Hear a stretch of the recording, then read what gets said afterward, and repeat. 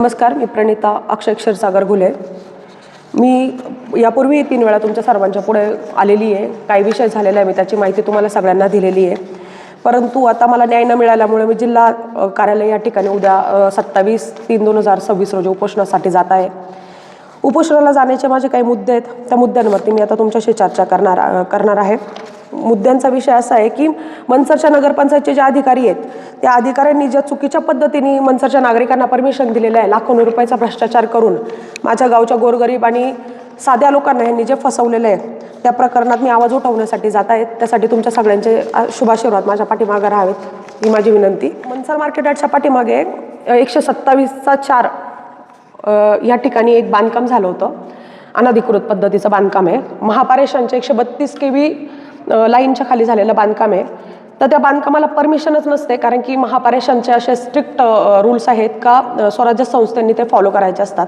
त्याच्याखाली कोणत्याच प्रकारचं पत्र्याचा शेड देखील तिथं मारायला परमिशन नसते. तर तिथं मनसरचे CEO गोविंद जाधव, यापूर्वीचे बांधकाम अधिकारी देशमुख आणि आत्ताचे जे चालू अधिकारी आहेत संदीप पवार यांनी ज्या बांधकाम पूर्ण होण्यासाठी जी मदत केलेली आहे त्याच्या पूरक त्यांनी ज्या टिप्पण्या लिहिलेल्या आहेत आणि चुकीचे जे डॉक्युमेंट्स लावून मनसरच्या लोकांचा जीव धोक्यात घातलेला आहे, त्याबद्दलच्या उपोषणासाठी मी जाते आहे.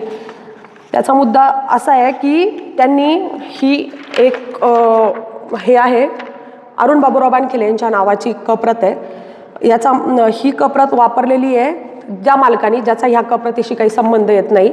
ही कप्रत त्यांनी मान्य करून ही फाईल लावून ह्या कप्रतवरती त्यांनी बांधकामाला परमिशन दिलेली आहे.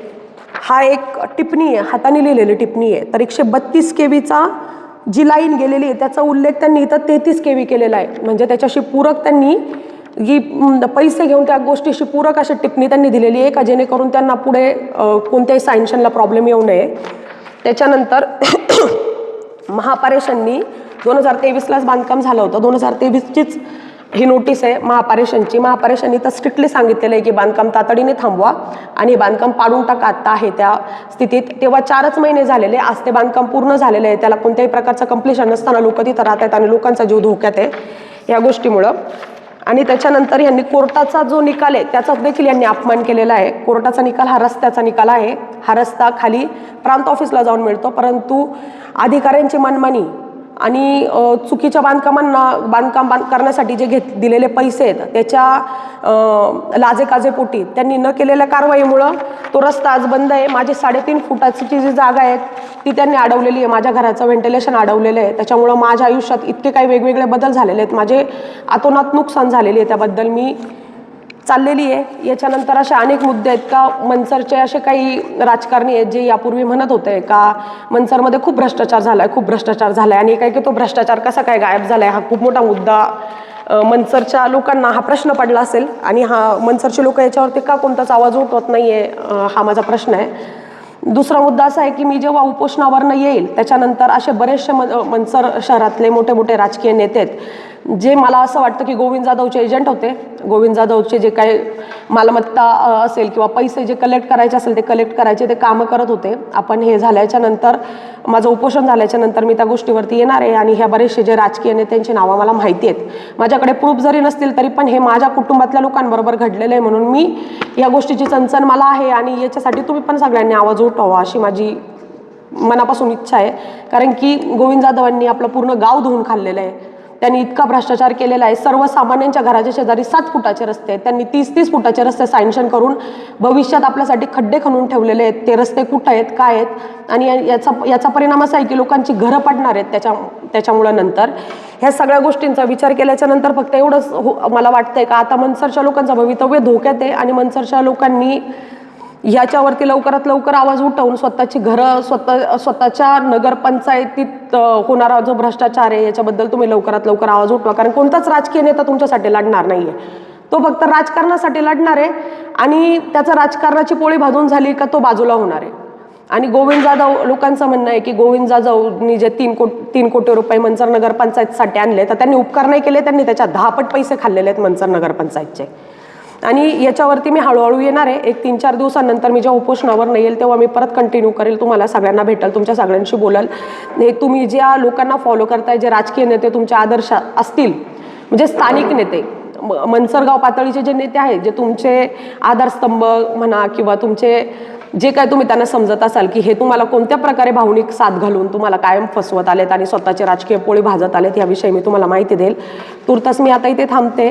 फक्त माझ्या उपोषणाला तुमच्या सगळ्यांचं सहकार्य आणि आशीर्वाद लाभावेत हीच माझी अपेक्षा. नगरपंचायतला जेव्हा बांधकाम चालू झालं त्याच्यानंतर मी त्यांना अर्ज करत होते. त्यांनी मला हसून उडवडवीची उत्तरं देऊन त्यांनी तो वेळ काढून घेतला. त्याच्यानंतर मी कलेक्टर ऑफिसला गेले. जिल्हाधिकाऱ्यांनी मला न्याय दिला असं मला वाटलं, कारण की त्यांनी ह्या भ्रष्ट अधिकाऱ्यांच्या विरुद्ध एक चौकशी समिती गठीत केली आणि ती चौकशी समिती गठीत केल्याच्यानंतर त्या चौकशी समितीचा अहवाल देण्याचा एक टाईम असतो 30 दिवसांचा. तो टाईम उलटून जाऊन 26/3/2026 तारीख आहे आणि अद्यापही मला कोणत्याच प्रकारचा अहवालाची कोणतीही प्रत भेटलेली नाही आहे किंवा त्यांचं आता असं म्हणणं आहे, त्यांचा 2 दिवसांपूर्वी फोन आलेला की आमचा अहवाल रेडी आहे, पण अहवाल रेडी करण्यासाठी तुम्हाला पंचनामा करणे, आर्किटेक्टला नोटीस काढणे, त्याच्यानंतर तिथल्या लोकल म्हणजे त्यांनी ज्यांची कप्रत वापरली आहे त्यांना नोटीस काढणे, त्यांचं म्हणणं ऐकून घेणे, त्यांचे जाबजबाब नोंदवणे, यापैकी कोणतीच गोष्ट तिथे घडलेली नाही आहे. मग माझा असा प्रश्न आहे का हा अहवाल कोणाला वाचवण्यासाठी तर केला गेलेला नाही आहे की ही पूर्ण साखळीच भ्रष्ट आहे का सर्वसामान्यांना कधी न्यायच भेटणार नाही. आम्ही अशा 3-3, 3.5 वर्ष आमचे आयुष्य डिस्टर्ब करून नुसते ह्याच गोष्टींच्या मागं लागायचं आहे.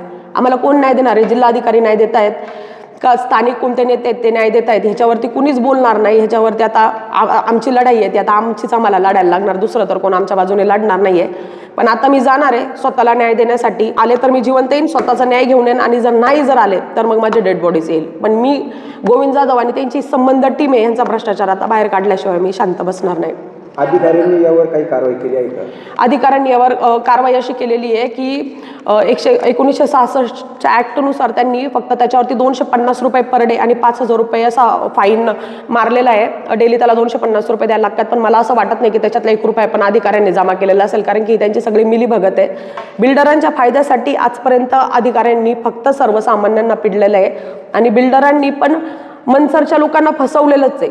बिल्डरांनी कोणताच असं हे केलेलं नाही. अधिकाऱ्यांनी मागल तितके पैसे देणे आणि त्यांना हवं त्या पद्धतीच्या बांधकामाच्या परमिशन्स घेणे. तुम्हाला आणि तुमच्या तिथल्या राहणाऱ्या रहिवाशींना तिथं भविष्यात काय धोका जाणवू शकतो? जर इन केस उद्या जर पावसाच्या वातावरणाच्या वेळेला जर तुम्ही आले, ज्या वेळेला पाऊस पडतो त्यावेळेला तिथं इतका भयानक आवाज येत असतो त्या वायरींचा. जर भविष्यात जर ती जर वायर जर तुटली तर माझ्या सकट तिथे राहणारे जेवढे कुटुंब आहेत त्यांचा जीव जाऊ शकतो. एवढी जोखमीची गोष्ट असताना सुद्धा त्या गोष्टीकडे कोणी लक्ष देत नाहीये. चौकशी समितीचा अहवाल त्यांना मला 26/1/2026 देणं त्यांच्यासाठी आमच्यासाठी अपेक्षित होतं, कारण की ती लास्ट डेट होती त्यांची. आज 26/3/2026 तारीख आहे आणि 2 महिने होऊन सुद्धा माझ्या हातात कोणत्याच प्रकारचा निकाल आलेला नाहीये. माझा रोष जाणीवपूर्वक हे यांच्या अधिकाऱ्यांना वाचवण्यासाठी केलेले ह्या सगळ्या गोष्टी आहेत यांनी. आणि माझा रोष आहे ना ह्या पूर्ण सिस्टमवरतीच आहे की एका सर्वसामान्य माणसाने किंवा एखाद्या स्त्रीने किती झटावं, कुठपर्यंत झटावं. तिला तिचं वैयक्तिक आयुष्य आहे, तिला तिची स्वप्न आहेत का याच्यातच आम्ही गुंतून पडावं. अधिकाऱ्यांकडे सगळं त्यांच्या वरिष्ठांकडं भरपूर अधिकार आहेत. त्या अधिकारांचा ते वापर कधी करणार त्या चुकीच्या अधिकाऱ्यांवरती? आणि ह्याच एकाच गोष्टीसाठी मी 10 वेळा एकच अर्ज घेऊन मी 10 वेळा कलेक्टर ऑफिसला गेलेले आहे. इव्हन आत्तामध्ये सुनावणी झाली, त्या सुनावणीला सुद्धा CEO गोविंद जाधव हजर नव्हते. त्यांच्या बिहाफवरती संदीप पवार तिथे आले होते. म्हणजे हे यांच्या वरिष्ठ अधिकाऱ्यांना सुद्धा मानत नाहीत. मेडिकल लिव्ह त्यांनी 3 महिन्याची घेतली. मेडिकल लिव्हच्या नावाखाली ते बर्फाळ प्रदेशात फिरायला गेले होते, त्याचे पण फोटोज आहेत माझ्याकडे. म्हणजे हे आमची तर फसवणूक करतायत, यांच्या वरिष्ठांची आणि शासनाची पण फसवणूक करतायत. पण शासनाने का डोळे बंद केलेले आहेत याच्याबद्दल मी थोडी मी दीड वर्ष त्यांच्याकडे जात होते. त्यांनी मला बऱ्याच वेळा धमक्या पण दिल्या की तू जर हे जर केलं तर मी तुझ्यावर गुन्हे दाखल करेल. मी काय असंच नाही आहे, मी ही नोकरी सोडून इथं आलेलो आहे, मी PSI होतो. म्हणजे अशा बऱ्याच प्रकारच्या धमक्या दिलेल्या आहेत त्यांनी. पण त्यांना माहीत नाही आहे की मी मनसरकरांची लेक आहे, मी कोणाला घाबरणारी नाही आहे. मी पण त्यांना त्यांच्या शैलीत उत्तरं दिलेली. ते मला म्हटलेले तुमच्यावरती सरकारी कामामध्ये अडथळा निर्माण करायचं काहीतरी कलम आहे, त्या कलमांतर्गत ते माझ्यावर गुन्हा दाखल करणार होते. पण त्यांना पण मी सांगितलं का सर, जर तुम्ही जर माझ्यावरती खोटे जर गुन्हे दाखल जर करणार असाल तर मला पण त्याच्याविरुद्ध कोर्टात जाऊन तुम्हाला कोर्टात ओढता येतं. त्याच्यामुळे धमक्या वगैरे द्यायचं काही कारण नाही तुमचं आम्हाला. परंतु आता तुमच्या आंदोलनाची रूपरेषा कशी असणार आहे, कशा पद्धतीने तुमच्या आंदोलनाला सुरुवात होणार आहे? माझा स्वतःसाठी न्याय मागण्यासाठी मी कलेक्टर ऑफिसला जाणार आहे, कारण की माझा आता या साखळीवरती विश्वासच राहिलेला नाही आहे. त्यांचं आत्तापर्यंतचं असं म्हणणं होतं की आम्हाला महापारेषण रिप्लाय देत नाही आहे म्हणून आम्ही लेट करतोय, पण ह्या सिस्टमवरती माझा भरोसा राहिलेला नाही आहे. आता माझं असं म्हणणं आहे की मला फक्त कलेक्टरच न्याय देऊ शकतील, म्हणून मी उद्या त्यांच्या दालनात जाऊन मी उपोषणासाठी बसणार आहे. माझी रूपरेषा अशी आहे का माझ्या 3 मुद्दे आहेत, त्या 3 त्या 3 मुद्द्यांवरती जर मला न्याय जर दिला कलेक्टर साहेबांनी तर मी उपोषण मागे घेईल, आणि त्यांनी मला न्याय जर दिला नाही तर मग माझा जीव गेला तरी पण चालेल, पण मी उपोषणावर उठणार नाही. भविष्यात जर तिथं काही घटना घडली तर तुम्ही दोष कोणाला देणार? घटना घडल्यावरती आम्ही जिवंत राहणार नाही, आम्ही कसं काय दोष देणार कोणाला? म्हणजे ती एवढी गंभीर बाब आहे का जर ती लाईन जर पडली, म्हणजे मला असं आठवतं की काही वर्षांपूर्वी एक याचा वायफायची वायर टाकणारा एक मुलगा तिथे आला होता. त्या मुलाकडनं ती चुकून वायर त्याच्यावरती पडलेली, तर त्याच्या शरीरात आग लागली होती. तो मुलगा आजही मनसरमध्ये जिवंत आहे, त्याचं अर्ध शरीर जळालेलं आहे. एवढी खतरनाक वायर आहे ती, त्याच्या 10 फुटांवरती जरी माणूस त्याच्या डिस्टन्समध्ये आलो तरी पण माणसाला करंट बसू शकतो. म्हणजे एवढं जोखमीची ती विद्युत वाहिनी असताना सुद्धा अधिकारी कोणत्याच प्रकारचं ॲक्शन घेत नाही. म्हणजे हे नक्की का घेत नाही हा आम्हाला मोठा प्रश्न पडलेला आहे. तुम्ही आतापर्यंत जिल्हाधिकाऱ्यांकडे गेले नाहीत का ही गोष्ट? मी 4 ते 5 वेळा जिल्हाधिकाऱ्यांकडे गेले आणि मला जिल्हाधिकाऱ्यांनी वेळोवेळी हेच सांगितलेलं आहे की आम्ही तुम्हाला न्याय द्यायला सक्षम आहे मॅडम, तुम्ही वारंवार येऊ नका, आम्ही तुम्हाला न्याय देऊ. पण त्यांच्या म्हणल्याप्रमाणे असं अजून तरी काही घडलेलं नाही आहे. तर आता मी इतकं अजून वाट पाहू शकत नाही, कारण की मला असं ऐकवयात आलेलं आहे की अधिकाऱ्यांच्या बदल्या होत आहेत, आत्ता बदल्या होणार आहेत असं मला ऐकायला आलेलं आहे. तर त्याच्यामुळं मी उपोषणासाठी बसते, कारण या भ्रष्ट अधिकारी इथून जाऊन दुसरी कोणती तरी नगरपंचायत हे लोक खराबच करणार आहेत. तर एकतर यांना निलंबित करा, यांच्यावरती गुन्हे दाखल करा, किंवा यांची चौकशी होतोपर्यंत यांना ह्याच गावात राहू द्या, कारण की यांचा एकच विषय नाही आहे, यांच्या अजून अशा हजारो विषय आहेत.